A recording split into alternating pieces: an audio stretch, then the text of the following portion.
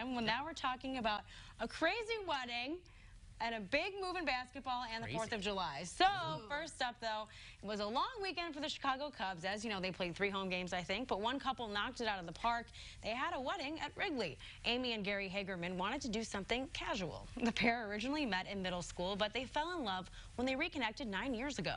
But for Amy and Gary, becoming husband and wife is more than baseball. It's also about partnering in an on-growth battle with cancer. Gary's been fighting brain tumors for 20 years and says love can really sneak up behind you and surprise you, so don't take it for granted. But the point being that they got to celebrate at their favorite place, and it's just really awesome that this got coverage, because I think people get married at these spots pretty frequently, is what I've seen in the past year. But people are getting a little bit more creative with their wedding venues, and hey, more power to them. It looks like they obviously enjoyed their time, and what better way than a beer and a hot dog. And the Cubs games, I mean, yeah, they had a grand slam on Friday. It was awesome to see. Really rooting for the Cubbies lately. They've been turning it around, even if the beginning of the games, if they're not doing so well. But they played the Twins, Adam, so sorry about that. I was going to try to overlook that completely. I didn't want to mention it, but I overlooked that completely. Yeah. Sorry. I mean, exciting games either way. I mean, of course, with the wedding, too. Main thing is, of course, you want to be married at the end of the day, so any way you get to it, I guess it's no big deal. Yeah. Even if it's not the traditional way. That's what matters. The vows are what count. Did you guys see Lester's neck, though? It was so sunburned that people were tweeting about it. Get him some sunscreen. Throw him some sunscreen. Oh, poor guy. I know. I felt so bad. I think he's Irish, so I don't know. But sorry about that. Well, it seemed like they had a good time doing that. Awesome and wedding. Hopefully, you know, from here on out, everything will go fine in their life. And, of course, his health, too. We hope the best for that. Wishing him the best. That's right. Absolutely. LeBron James is leaving Cleveland for the Los Angeles Lakers. The 4-time MVP made the announcement Sunday in a press release. He signed a 4-year, $154 million contract with the Lakers. That's a lot of money. In an Instagram post, James thanked Northeast Ohio for an incredible 4 seasons, and of course he was with the Cavaliers before that too, so this is his 2nd time leaving, but I think he's leaving it more on a positive note this time. He didn't make like a big press release or a big show with it, and we kind of already knew that it was going to happen.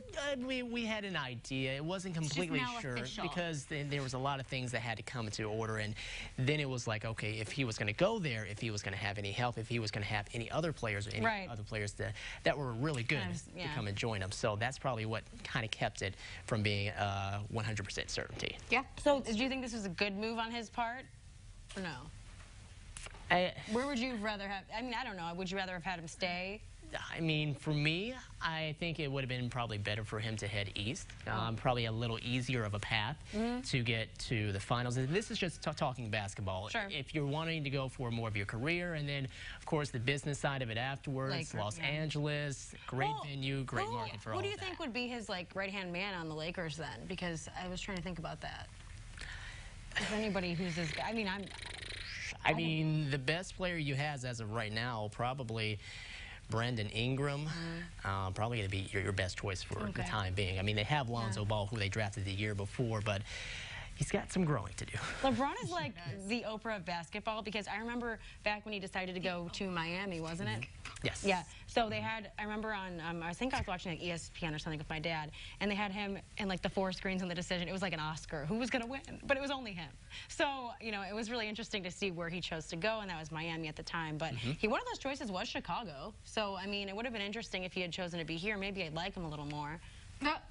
Maybe not. Maybe not. Perhaps. I had to throw that in there. Well, let's talk about the holiday week, because it's on everybody's mind. Spending on the 4th of July is set to be lower this year. According to the National Retail Federation, Americans are expected to shell out $6.9 billion on Independence Day. That is down from last year's $7.1 billion price tag. Experts say Americans are spending less because the holiday falls in the middle of the week, but still nearly 90% of Americans plan to celebrate. That is the tough part, because some people, you know, like that long weekend. Some people are making a whole week of it. Depends on when you're celebrating. If you celebrated last weekend or if you're celebrating next weekend. Right. Well, like you said, it's hard because like the good part about Memorial Day is that it's always a 3-day weekend, so people really enjoy it. But being on a Wednesday, it's kind of like really difficult to take all of those days off of work, and that's an extremely long weekend. If you're going to do it, do it. But I think it's really hard to celebrate, you know, when you have work the next day as well. So it'll be nice to just do a little something. I know we'll dress up in obviously red, white, and blue, hopefully. Hint, hint. Didn't think about it. We will. Yeah, exactly. But I'm looking forward to it. I still like the 4th of July. I love fireworks. I always have since I was a kid. So, I mean, I still love watching other people celebrate.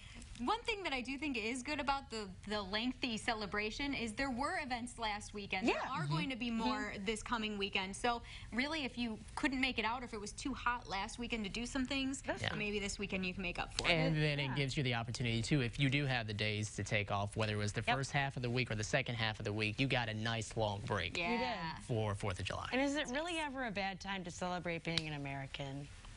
I think not, guys. I don't think we have any other way to answer that. No, it is not. That's right. Well, we want to know what you guys think about this. Our Instant Connection poll is coming up today. We want to know, what's your favorite part about Independence Day? Easy to participate. Just go to our Facebook page. I believe the options I threw up there are fireworks and food. But as always, comment with some of your choices, and I will read those at the end of the hour. But right now, there's nothing like starting your Monday off with a little fried chicken. It's my favorite day of the year. We're celebrating National Fried Chicken Day. Slim Chickens is joining us. It's coming up next. Stick with us.